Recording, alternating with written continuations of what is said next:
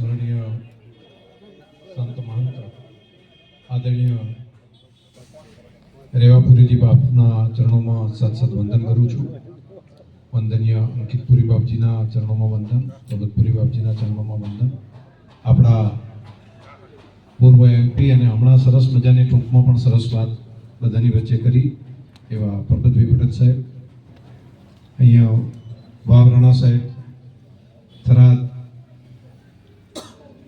તે અર્જુનસિંહ બાપુ, થરાદ રાજવી, કનુભાઈ વ્યાસ જિલ્લાના મહામંત્રી શ્રી આગેવાન ભાઈ ચક્રવર્તીજી, બળવંતસિંહ બાપુ, બહાદુરસિંહ બાપુ, નામ ભૂલી નથી ગયો તો અમારા પ્રમુખ શ્રી પ્રવીણભાઈ, સૌ ભગવા ભેખના ચરણોમાં નમો નારાયણ. ઓમ નમો નારાયણ.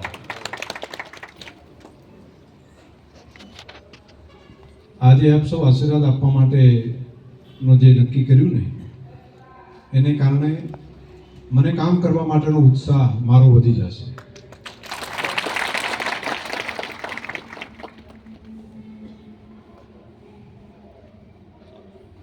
ગુલાબગીરી મને વચ્ચે મળ્યા ત્યારે પણ વાત કરી કે આપણે સમાજે બધાનું મન એવું છે કે તમારું સન્માનનો કાર્યક્રમ કરવો. મેં કીધું તમારે તો આશીર્વાદ જ આપવાના હોય, તમે આશીર્વાદ મળે એટલે મારે તો બેડો પાર. અને મારા માટે તો હું ભાગ્યશાળી છું કે જ્યારથી ચૂંટણી લડ્યો ત્યારે ભગવા ભેખ કાયમી મને આશીર્વાદ આપ્યા છે. પહેલેથી હોય રાધનપુરથી કરીને વાવથી હંસપુરી ત્યાં આવતા, તમે ખબર હશે તો બાપજી તમે ત્યાં, અને અહીંયા આવ્યો ત્યારે આ જ સ્થાન ઉપર, આ જ જગ્યા ઉપરથી મને સમગ્ર સમાજે ભેગા થઈને આશીર્વાદ આપ્યા હતા. અને તમારા આશીર્વાદ ફળ્યા અને આશીર્વાદને કારણે કરીને ધારાસભ્ય પણ બન્યો. અને આજે એના કારણે કરીને આપણા જિલ્લામાં એક નવી સારી શરૂઆત વાવ થરાદ જિલ્લાની પણ થઈ રહી છે. તો પુણ્યના ભાગીદાર તમે બધા છો, આપ સૌના કારણે થયું છે. બાકી હું એકલો કંઈ ના કરી શકું, મારાથી કંઈ ના થાય. પણ આ બધી સફળતા મળે છે એમાં એક એક વ્યક્તિના, વિસ્તારના પ્રજાજનોના, આપ સર્વના હૃદયના શુભ આશીષ છે. એટલા માટે કરીને બધી સફળતા મળે છે. વાવ થરાદ જિલ્લોની જેવી જાહેરાત થઈ એટલે અંદરથી જાણે ઉમળકો જાગ્યો હોય ને, અંદરથી બધાને એક વ્યક્તિને થાય ઓ કેટલા વર્ષોનું સપનું હતું આપણું. અને એ સપનું આજે સાકાર થઈ ગયું છે. તો આ સપનું સાકાર થવાથી નવી પેઢી જે છે, નવી જનરેશન આજે જે અભ્યાસ કરી રહ્યા છે એમનું ભવિષ્ય ઉજળું થઈ જશે. અહીંથી શેખ પાલનપુર સુધી દોલતપુરી બાપજીના ત્યાં જાય ત્યારે અમારા જિલ્લાનું દર્શન થાય. અને હવે અહીંયા ઘર આંગણે બધાને થઈ જાય કે સરસ મજાનું કામ થઈ ગયું. તો અહીંયા આવતા રહેજો બધા, રેવાપુરી બાપજીના દર્શને કરતા રહેજો. ત્યાંથી આવે તો બધા, અને જિલ્લામાં આવજો બધા, એટલે બધાનું કામ સરળ થશે. આશીર્વાદ પણ બધાને મળશે. આ પુણ્યની ભૂમિ છે, આ પુણ્યશાળી ધરતી છે. મારા કારણે કંઈ થયું છે એવું નહીં, આ વિસ્તારનું પુણ્ય પ્રગટ્યું છે ને એના કારણે કંઈ થાય છે. હું તો ખાલી નિમિત્ત છું, મારું તો નિમિત્ત માત્ર છું, મારું તો મહેનત કરું છું એટલું જ છે.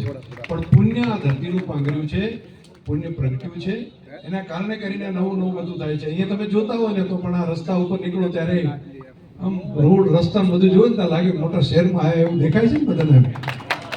તો આ તમારા પુણ્યના કારણે છે, તમારા આશીર્વાદને કારણે છે, અને એને લીધે જ હું કંઈ કામ કરી શકું. અને આભાર આપણે માનવો હોય તો માનીએ આપણા રાજ્યના મુખ્યમંત્રી માનનીય ભૂપેન્દ્રભાઈ પટેલનો અને દેશના પ્રધાનમંત્રી નરેન્દ્રભાઈ મોદી સાહેબનો, કે એમને કારણે કરીને આપણે આપણા વિસ્તારને ઘણું સારું કામ આપણે કરીએ. હજુ ઘણું કામ કરવું છે. દરેકનું કલ્યાણ થાય, દરેકનું ભલું થાય, એ યાત્રાને આગળ વધારવી છે.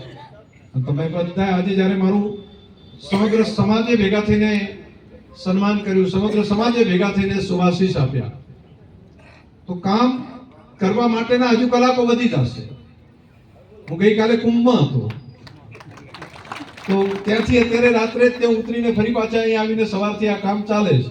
હજુ રાત સુધી ચાલશે. કાલે પણ આ જ કામ સતત એક પણ દિવસ, એક પણ આમ લાગે કે સુવા પૂરતો જે ટાઈમ હોય એ 5 કલાક જેટલો થાય તો એ થઈ જાય, બાકીનો પૂરો સમય પ્રજાના ભલા માટે, બીજાના કલ્યાણ માટે, ક્યાં ક્યાં કેટલા આપી શકાય એનું કામ કરવાની ઉર્જા જો મળતી હોય ને. ઘણા મને કહે છે શંકરભાઈ થાક નથી લાગતો, ઉજાગરો થાય તો 2, 5, 7 રાત પછી તો આપણે વિવાહ હોય ને તો એમ બધા થાકી જાય છે ને 1-2 દાડા તો એમ થાય કે ઓ થાકી ગયા.